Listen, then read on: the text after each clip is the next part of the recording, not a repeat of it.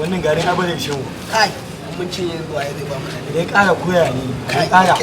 a dai ƙara sai an buko shi ni na fi son mu koshi yanzu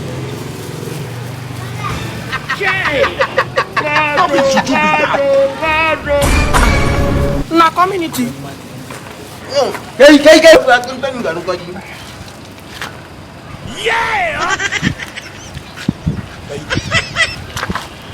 haba da Allah ya za a mun jika abun mu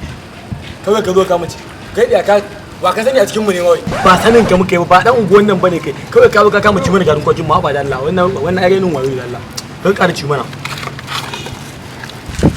mun ga ka arena mana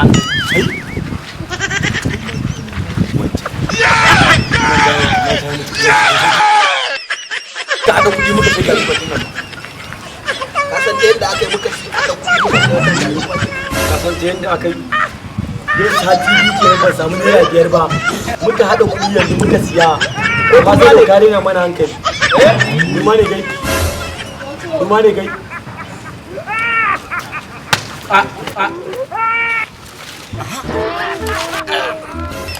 ina lillahi